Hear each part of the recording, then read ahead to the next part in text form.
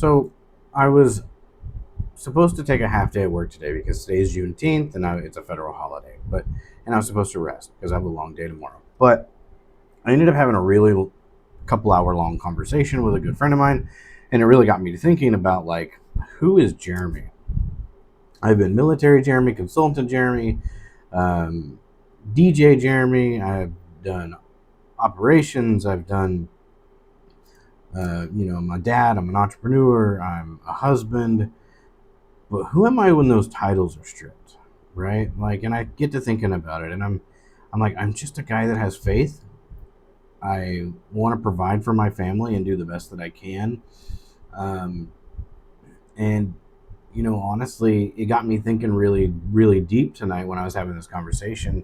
I mean, we were peeling layers off of this onion, right? Just kind of going deep about, because I don't have these conversations very often with people. Because I don't like to feel vulnerable as much with people, because I've been hurt before, and people can use it against you later on when it may benefit you in some way, benefit them in some way, and it's never fun to be that vulnerable with people. But so, kind of a story for today, and it kind of goes into this. So today, my wife and I dropped my daughter off for school. She had a student orientation at her new school, and we went to go pick her up afterwards, which was a couple hours later. And we decided that today we were going to be intentional about what we were doing.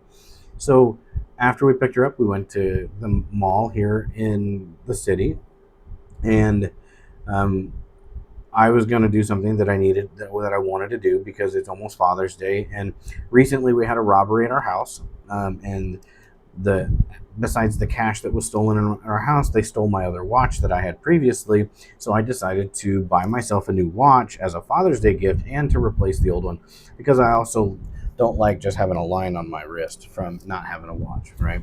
There's layers to it. So I picked out this watch. I thought about buying the same one that I had before, but I decided to upgrade because I wanted something different and a new chapter in this life, right? So when we got done buying the watch and we get done, my daughter asked me, "Hey, Dad, can I get a new backpack for school? I want a new backpack for the new school." And I said, "Okay, I will. We can buy you a new backpack. However, you have to do me a favor. You can't ask for a new backpack before the new school year next year.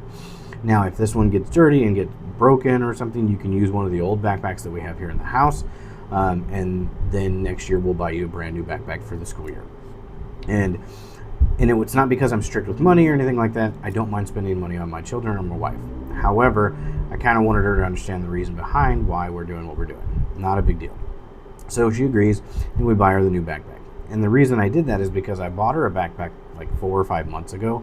It was a new Nike Elite backpack. It was, a pink one that she really wanted, and it's still fairly new. It's just a little bit dirty because it gets put on the ground at school and when she's playing whatever at lunch. So no big deal. But I just told her we're going to use that one for travel, what have you, and then the new backpack is for school, and you just have to take care of it. If it gets dirty, you got to clean it. And she agreed. So after we got done that, then we decided to go have lunch together, just the three of us, and we went to San Gupsal, and we got it's our favorite thing to get, and it's like the Korean barbecue that you do the meat, and it's one of my favorite things because I can eat all the food and it doesn't hurt my ileostomy or my stoma, and it's good. It's one of my favorite things. So then, as we're leaving, we decide to stop and get some donuts for my sister-in-law and her husband and their son, because they're living with us too, and we wanted to think about them as well. So we buy the donuts, and then on our way out, we see this older gentleman who has a box of puppies, and he's selling these puppies. We already have a dog at the house. Her name is Brooklyn too. It's the same, named after my old dog that I had when I was in the United States before I moved to the Philippines. It just seemed right, and that's what I wanted to do, so I did. So then, as we're walking, we get the dog. We decide to buy the dog, and the dog here is only 500 peso, which is about $8 to $10, depending on the conversion rate. Right? Not a big deal. She's a brown little Labrador / Ascal, which is the Filipino dog here, mix. So hopefully she'll actually have the Labrador too, and we take her home. She's a brown dog, white, cream, and tan, and so we named her Mocha. So we have Brooklyn and Mocha. Now, later on, I was trying to sleep, and it was having a hard time because my 2-year-old son is in our bedroom playing, and that's where he plays, and it's not a big deal. I was just having a hard time sleeping because he was making a bunch of noise playing with his toys. Not a big deal. It's a dad thing, right? And so I decided that I was going to come to my office and I would just work on some stuff, watch videos, play some video games, just kind of relax. And my wife comes in, and we had been talking recently about buying her a new motor scooter here in the Philippines. She doesn't really know how to ride, which is not a big deal. We can teach her slowly, right? We can teach her. But we had the conversation tonight that we were going to go ahead and buy her a new motor scooter here in the Philippines. And I was just going to put it on my credit card.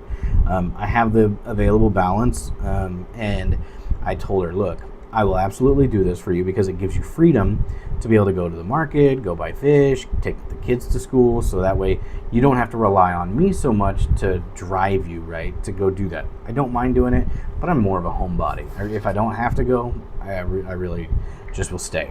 So as we agreed upon it, I said there's 2 conditions. One is until the credit card is now paid off, we'll be making a $500 a month payment until it's paid off.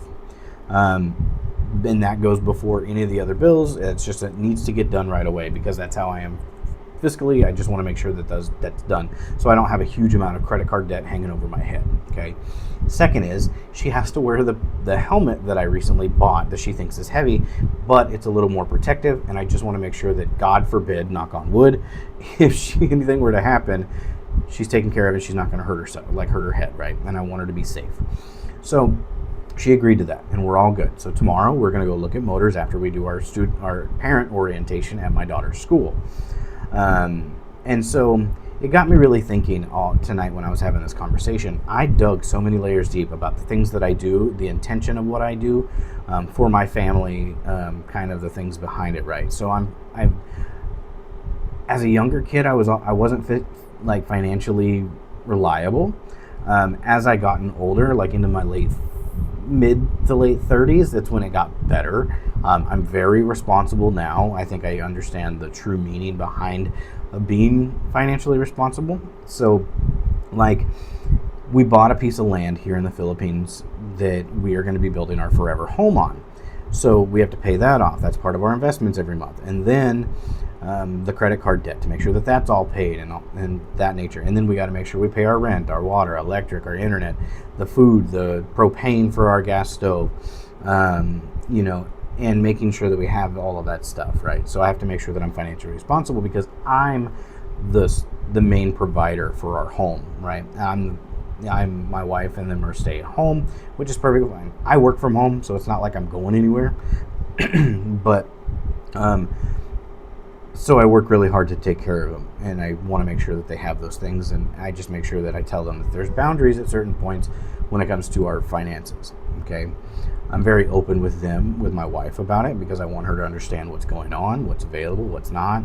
Yes, we can do this. No, we can't do this. Okay, and so as I'm doing that, every layer of that all came back down to one thing. It was me providing for my family. Me buying the land to build our forever home allowed me to be able to do one thing in this life. To be able to tell my kids, I don't care if they're 15, 25, 40, that no matter what, when life punches you in the face, kicks you in the teeth, you can always come home. My first thought, if my kids called me and said, hey, Dad, I want to come home. Okay, cool. How much is the plane ticket? When do you land? Do you need anything before you get here? Do you need me to pick you up? Do you have money until you're able to take your flight or your bus, whatever it may be?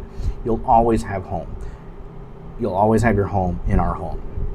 And that's for me to be able to provide a legacy to them, right? To be able to make sure that they always know where to be and that they know home. I don't care if they're old.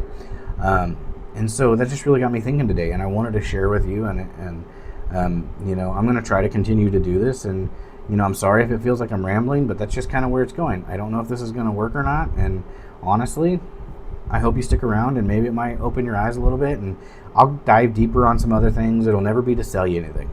But remember, I love you. Peace and blessings.